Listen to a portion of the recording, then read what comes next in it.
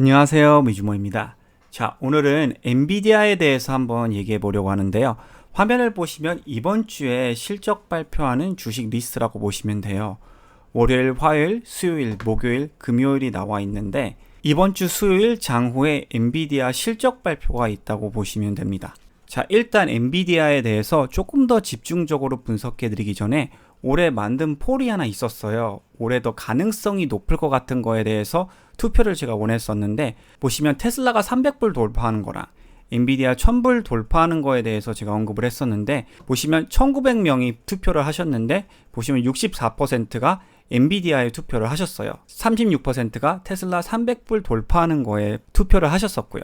근데 지금 보시면 테슬라는 그때보다 오히려 지금 한 10% 정도 더 내려간 상태이고, 엔비디아는 그때만 해도 712불이었는데 지금 거의 950불까지 지금 올라온 상태입니다. 그만큼 지난 3달 동안 엔비디아는 많이 상승했고 테슬라는 오히려 더 내려간 상태이죠. 그래서 오늘은 엔비디아가 최근에 이렇게 많이 상승했는데도 불구하고 더 상승 여력이 있는지, 실적 발표와 전망은 아직도 괜찮은지, 발류에이션 면에서 볼 때도 저렴한지, 그리고 마지막으로 차트적으로 볼 때도 상승 여력이 더 보이는지, 이런 거에 대해서 한번 분석을 해보려고 합니다. 자, 화면을 보시면 오늘 있었던 기사예요. 댄 나일즈라는 분, 이분도 주식시장에서 꽤 어느 정도는 인지도가 있으신 분인데, 엔비디아가 지금 실적 발표 전에 잘 상승했는데도 불구하고 아직도 굉장히 저렴하다는 발언을 했습니다. 이분의 분석을 간단하게 말씀해 드리면요, 엔비디아의 PE가, 그러니까 Price to Earning이 지금 5년간 평균으로 비교해 봤을 때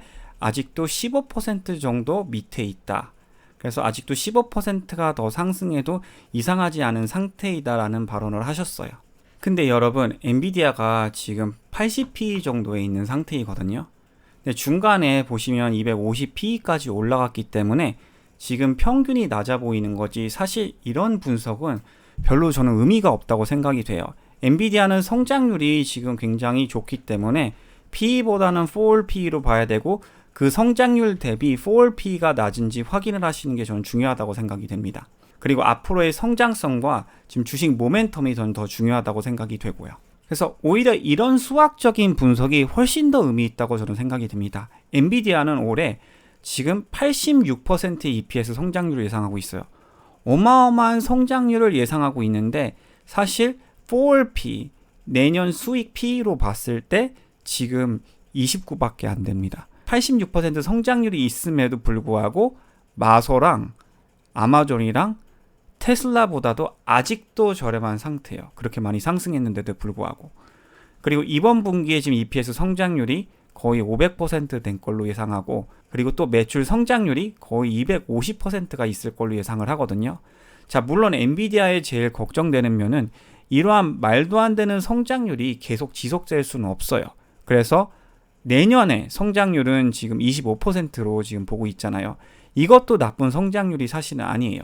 근데 앞으로 확인해야 될 게 계속 어느 정도의 성장률을 유지할 수 있는지, 그런 거를 지금 계산하는 게 굉장히 중요하겠죠. 참고로 2025년이 피스컬 이어리라서 이거를 2024년, 이거를 2025년으로 보시면 될 것 같습니다. 그래서 분기별 펀더멘털을 간단하게 이제 보여드리면요, A까지, 그러니까 여기까지는 이미 실적 발표를 한 숫자이고, 요거는 다음 3분기 예상하는 숫자라고 지금 보시면 돼요. 그래서 이번 분기에 지금 242%를 예상하고 있고, 순이익으로 볼 때는 410 정도 보고 있고요. 그 다음부터 이제 조금씩 성장률이 둔화되는 걸 보실 수 있죠. 근데 여러분, 아직도 93%랑 61% 매출 성장률이 어마어마하게 좋은 거예요. 그러니까 그 전에 좀 더 말도 안 되는 성장률이 있던 거고, 이 정도의 성장률도 주식시장에선 굉장히 좋은 성장률이라고 보시면 돼요. 그리고 간단하게 이제 연도별 성장률을 말씀해 드리면, 지금 올해 85% 정도 매출 성장률을 보고 있고, 내년에 이제 또 26% 정도 지금 예상하고 있다고 보시면 돼요. 근데 확실히 이제 내년쯤 되면은 성장률이 둔화되는 걸 보실 수 있는데, 저는 이 정도 성장률도 지금 있는 마소 성장률보다도 좋거든요. 그래서 이 정도 숫자만 유지해 주면은 저는 사실 엔비디아는 더 올라갈 수밖에 없는 주식이라고 생각이 돼요. 걱정되는 게 이런 거죠.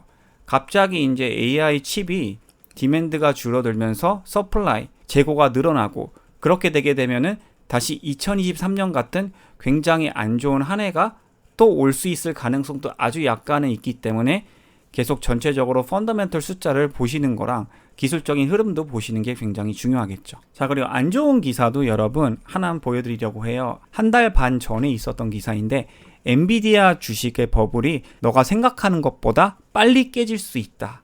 이러한 기사가 있었는데 제가 지금 펀더멘털 분석을 정확히 해드렸잖아요. 이런 기사는 제발 좀 무시하셨으면 좋겠어요.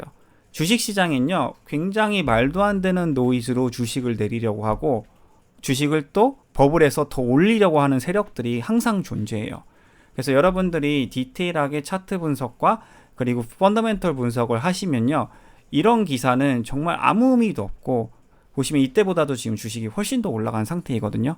별로 걱정을 안 하셔도 저는 된다고 생각이 듭니다. 자, 이제 차트 분석을 조금 더 디테일하게 해드리고 마무리할 텐데요. 자, 화면을 보시면 제가 올해 언급한 포인트가 있어요.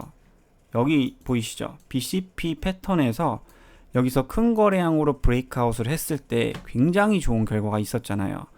그 사이에 여기 실적 발표도 사실 한번 있었어요.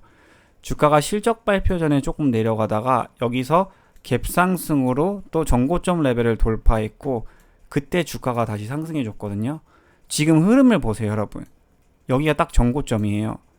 지금 컵 돌파 일보 직전, 뭐 어떻게 보면은 약간 하락했다가 올라가게 되면 컵앤핸들 돌파 일보 직전이에요, 지금. 아니면 역회된 숄더로도 조금 볼 수가 있고요. 그래서 지금 실적 발표가 나온 다음에 만약 여기서 갭 상승으로 또 전고점을 돌파하죠? 그러면 엔비디아가 업사이드가 아직도 꽤 남아있다고 저는 생각이 돼요. 물론 실적 발표랑 전망이 잘 나와야지 여러분들 주가가 올라갈 가능성이 당연히 높겠죠. 만약 여러분 예상보다 조금 못 미치는 실적 발표와 가이던스가 나오고 주가가 어느 정도 하락을 한다고 해도 저는 장기적으로 볼 때 정말 안 좋은 실적 발표가 아닌 이상 여러분들이 크게 걱정하실 필요는 없다고 생각이 돼요. 한 가지 여러분들 말씀을 드릴 게 있다면요. 지금 지수가 굉장히 많이 올라간 상태예요. 근데 엔비디아가 이 부분에 하락을 똑같이 했거든요. 지수가 하락을 할 때. 제가 한번 같이 보여드릴게요. 지금 여기서 엔비디아 주식을 올려드리면요. 엔비디아가 최근에 너무 많이 상승해서 이게 알기가 쉽지 않지만 이 부분 지수가 하락을 했을 때 엔비디아가 조금 크게 하락을 했어요. 그래서 지수가 조정을 받기 시작을 하면은 엔비디아가 나중에 조금 하락을 할 수도 있으니 그 점을 참고하시고 그럴 때 오히려 추가 매수하시고 한 1, 2년 정도 장기 투자하셔도 저는 지금으로 볼 때는 전혀 문제 없다고 생각이 됩니다. 자, 이번에도 실적 발표 제가 바로 영상을 올려드릴 예정이니까 혹시 엔비디아 실적이 궁금하고 조금 더 제 영상을 빠르게 접하고 싶으시면 구독과 알림 설정 꼭 부탁드립니다. 자, 정말 마지막으로 여러분들을 안심시켜줄 만한 자료가 있는데요. 화면을 보시면 엔비디아 최근 타겟 프라이스 자료예요. 보시면 1000불이 안 넘는 데가 없어요. 지금 엔비디아 주가 가격이 950불인데 사실 1400까지 보시는 분도 있고 뭐 1350까지 보시는 분들도 있고 등등 있거든요.